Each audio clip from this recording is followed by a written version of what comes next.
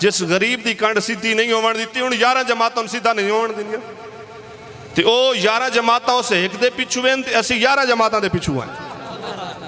हो के कोई ना ये 11 जमातां दा मुकाबला जमान पार्क च नहीं होंदा, इन्हां दा मुकाबला फैजाबाद होंदा है। पुत्र जे काम करना ही आई तो कोई कान ही सन दसो है, तुसी साडे आसरे ते उदों चले जदों असीं टाइम ही वधा छोड़िया, ते उस टाइम ते किसे नहीं रहना। और असीं सारिआं नूं सलाम अकीदत पेश करने हैं, तुसी बड़ा साडे नाल तावन फरमाया, बिलखसूस वतन असीस दे मुख्तदारी इदारियां दे, और उस बाद मुतलका थाने दे SHO साहब, सब इंस्पैक्टर जितने आबाब ASI और साडे डिप्टी सुपरिटेंडेंट साहब, सब तो ज़्यादा तावन फरमाया, उन्होंने तावन ते मशकूर हैं। और जो साड़ी कुर्बानी की जरूरत है वो अज शाम काल दे मुंतज़िर हैं।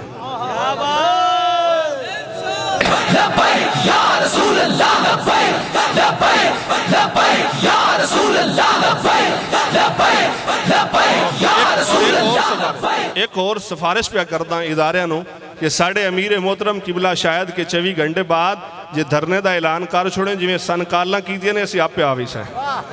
ए तकलीफ ना करया है, राह तुहाडे वास्ते खुले, ते ज्यादती ना करया है, न ज्यादती करने ना ज्यादती होण दिंदे हैं। अल्लाह से सारिआं नूं उसने अमल की तौफीक बख्शे। जितने गरीब तशरीफ लाया है, ये गरीब इस महंगाई का मुकाबला नहीं कर सकते, ये गरीब इस महंगाई का मुकाबला नहीं कर सकते।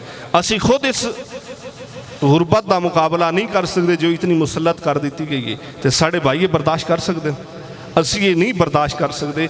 असी हुण मुंतज़िर हैं, अज लबैक आला आया है इस महंगाई के खिलाफ, कल आवे 83,000 वोट आला, तो परसों आवे 52,000 वोट आला। नाराज तो नहीं? जे नाराज नहीं तो फिर खुदारा कोशिश करिया है। अज ये मैसेज तुसी राती चलावना है, भाई पुत्रो लबैक आले आ गए तो उन्होंने कोल तो वोट भी कोई ना, उन्होंने कोल तो सपोर्ट भी कोई ना, साढ़े कोल तो सोट भी कोई ना, तो तुहाडे कोल सारी फैसिलिटीज मौजूद हैं। कल 83,000 वाला आना चाहिए कि नहीं? जे कौम का खैर खाए तो आखो कल 83,000 वाला आवे।